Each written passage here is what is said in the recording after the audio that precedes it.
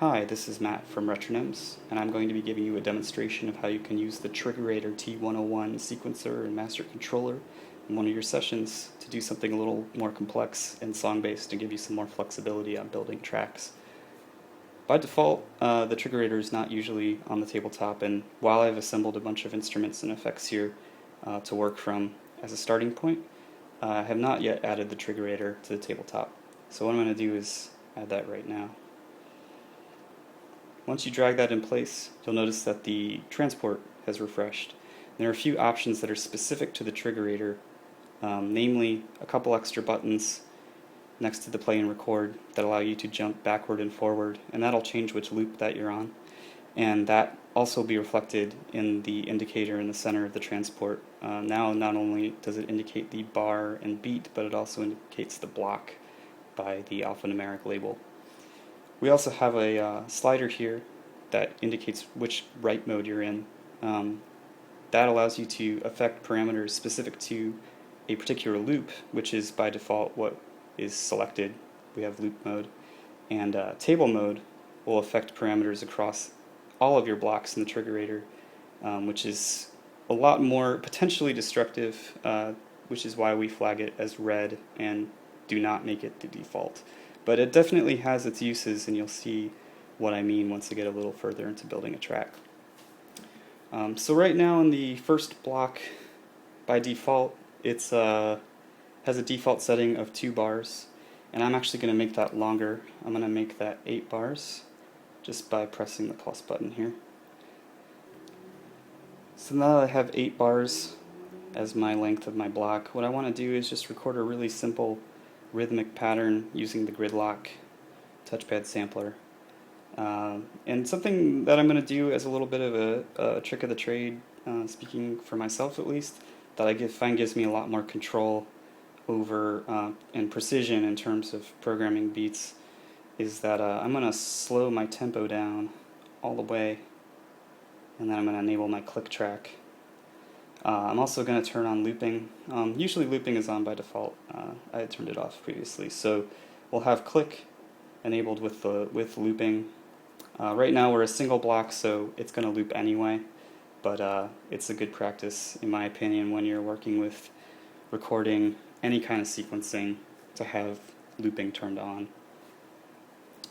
So what I'm going to do is I really just want to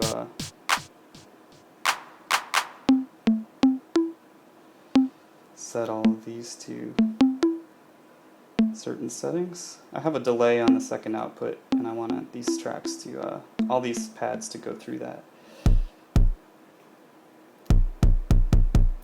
So what I'm going to start with is just recording a bass kick, and to do so, I have the lead-in turned on right now. I find that really helpful with a click track, so you'll hear 1 bar count off before I get started.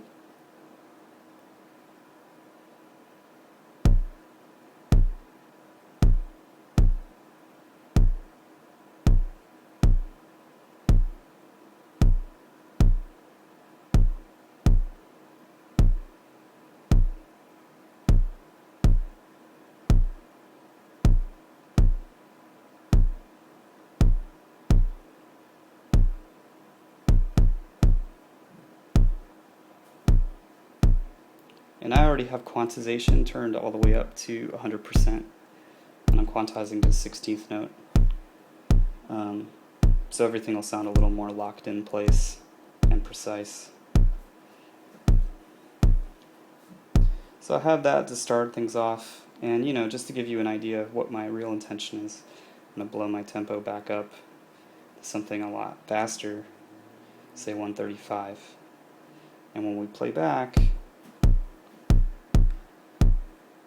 everything's nice and squeaky clean.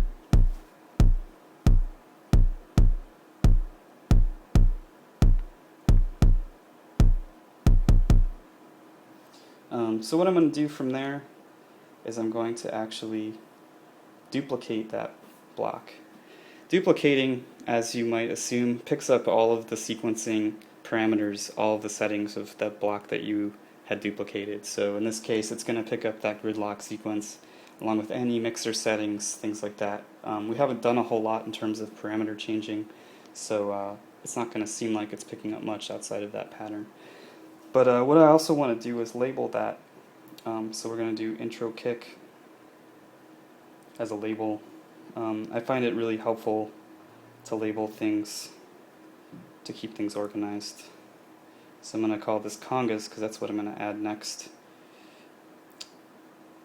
And what we're going to do is jump back into here to my grid lock, and what I'm going to do is slow my tempo way back down. Again, the slowing down and speeding up of the tempo, absolutely not totally necessary. I just find it's kind of useful as a little bit of a trick to get a little better precision. So let's turn our click back on. I'm in loop mode, so I'm not going to leave my current block.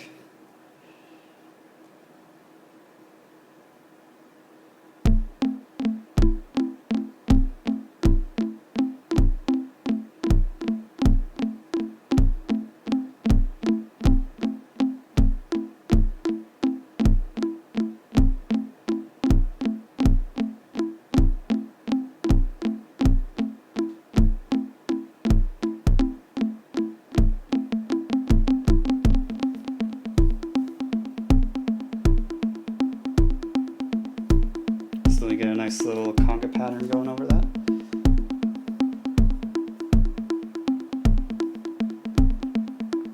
I'm going to go ahead and duplicate that block as well. And what I want to do is I want to add a little bit of a bass line to that, a little bass synth, using one of the RS3s that's already on my tabletop. So I'm going to say bass synth is a label.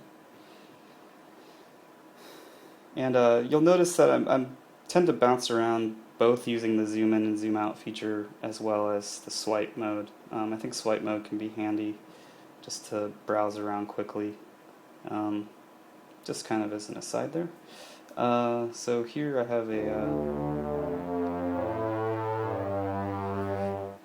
have a patch loaded in already, and I'm running that through a chorus just to give it a little more weight. And I'm going to go ahead and do a little sequence there. I'm still running kind of slow right now, which is just fine for the time being. And I'm going to go ahead and record something here.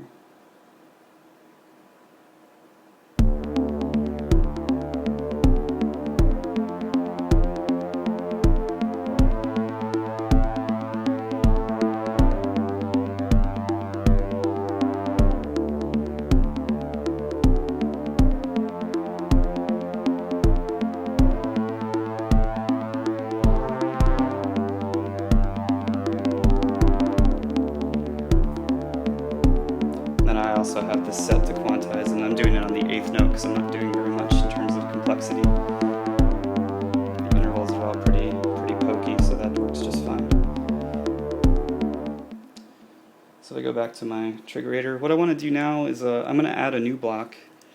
Adding a new block will ignore all of the settings that I've established already. So if I'm on my last one that I was using, notice I already set some different levels for my mixer.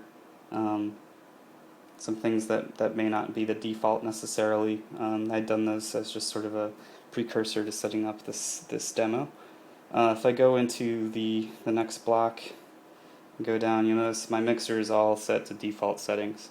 So that's just something to keep in mind when you're adding a new block. It's going to ignore everything that you've set, and that's one advantage of duplicating, is that you don't have to worry about that sort of thing.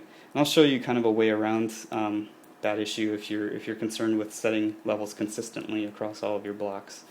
That's kind of what these write modes are all about. But for now, what I want to do is I want to just record a little interlude. It's just going to be a little breakdown before we introduce some more elements. So I'm going to hit record.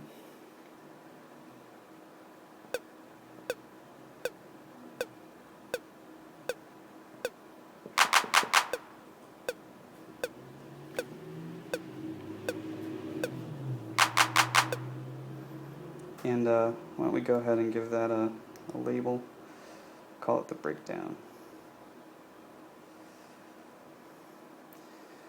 So now with that in place, that's going to kind of be a one-off little breakdown that I might use a couple times. So I'm going to let that be for now, and I want to go back to my last block that I was working with, the bass synth that I added, and I want to duplicate that. Notice it's going to pop up right to the immediate right, and I'm going to actually drag that to the side. And these are all interchangeable. You can put them wherever. This is why I think labeling is actually really in your best interest, so that you don't lose track of things. I'm actually going to go ahead and change the label of this one, and I'm going to add some hi-hats and a synth pad.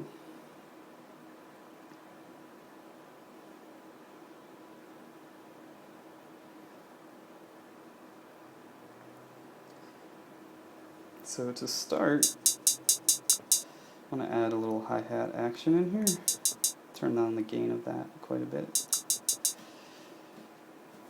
And I just want to add this really persistent kind of bending hi-hat.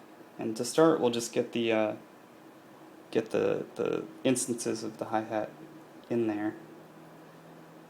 Make sure I'm on my right block. Looks about right.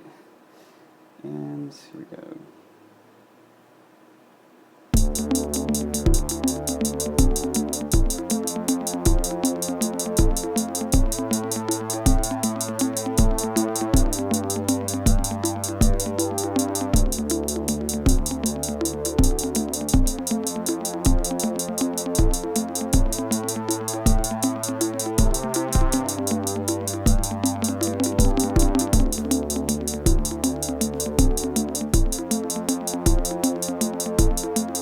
So I have my hi-hat in place, and it's defaulting right now to hold mode from the way I had my session set up previously, and I'm going to actually swap that out to one shot. One shot will trigger the sound in full without having to worry about how long your finger's on the actual pad. It'll give us a more complete playback of the sound, especially with the length turned all the way up. So I have that recorded.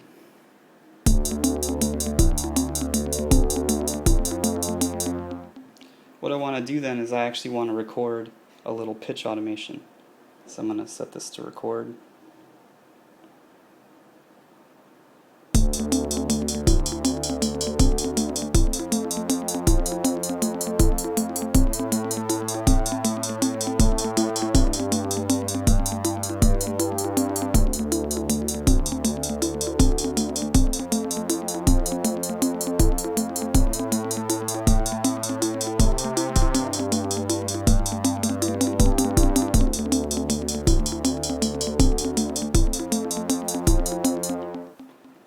So you'll notice that on this particular loop, it's going to keep my pitch bend settings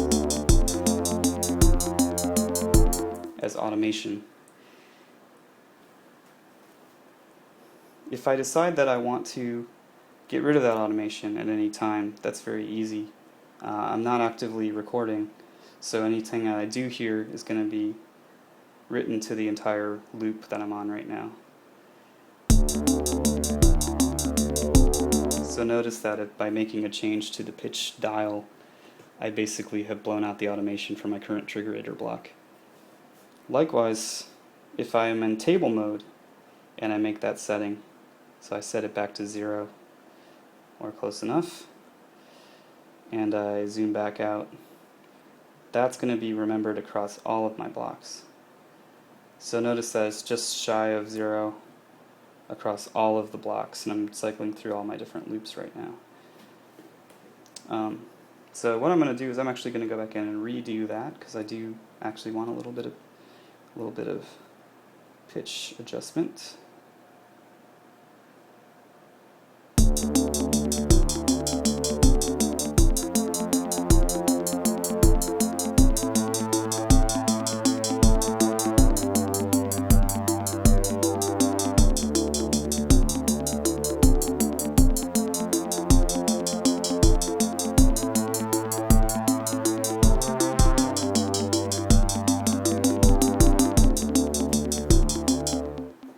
Okay, so we have that automation in place, and I'm also going to add in some little pad chords here.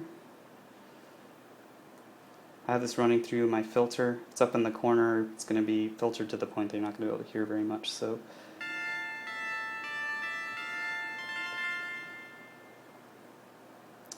and that seems a little quiet in my mix.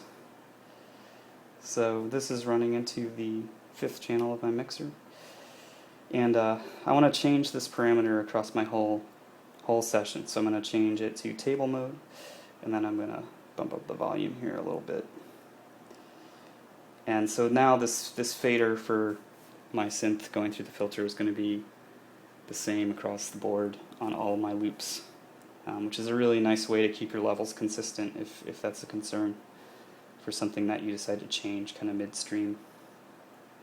So I'm going to go ahead and record some little phased synth pad sort of sounds, some open chords.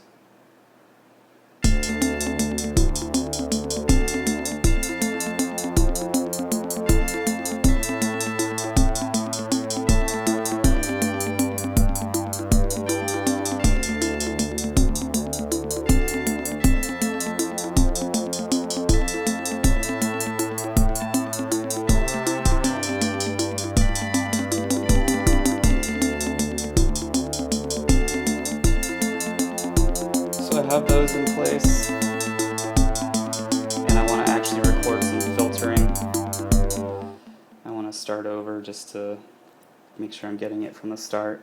Notice the filter is going to, by default, or based on my last setting, it's going to remember that I wanted the filter to be consistently in one spot, but I want to actually automate that to give it a little more interest.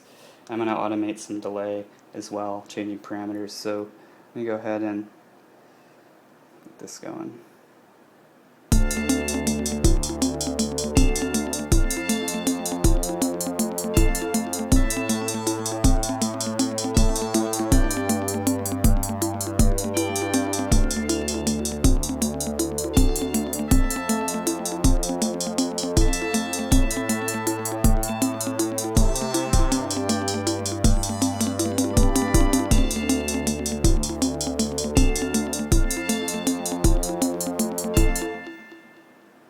And you could actually just leave it recording and let it loop through as many times as you want in terms of changing parameters on the go. I'm just stopping and starting for simplicity's sake of making sure I go through the entire loop without making you sit here and listen to every loop over and over again. So let's just change up the delay a little bit, make it a little more interesting.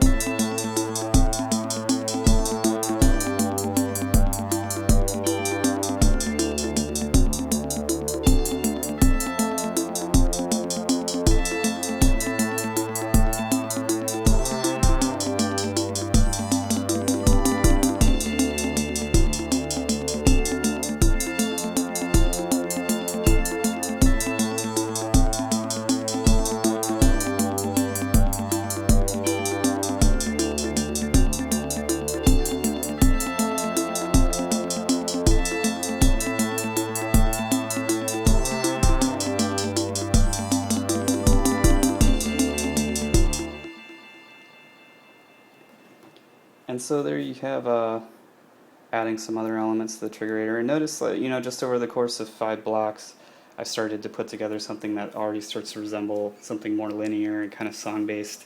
And by no means do you have to use the Triggerator in any sort of linear way.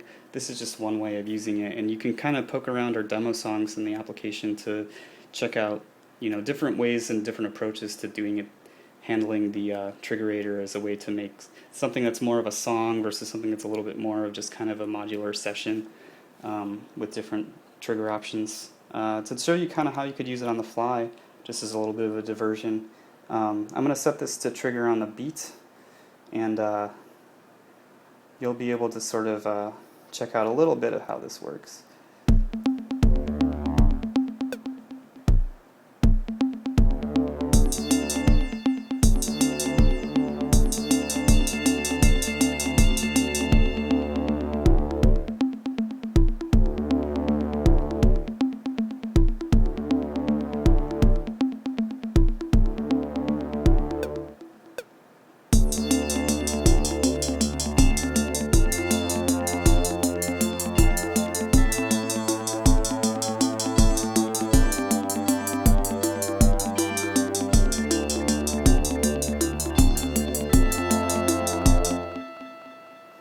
And so just as one last example, why don't we take this, duplicate it. We'll add a little bit more to it. I'm going to add a little bit of a melodic pad lead.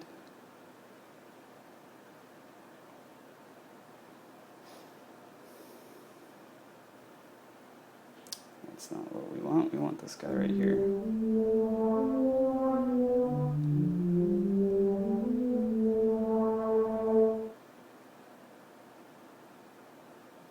Turn my click back on. And let's try recording something here.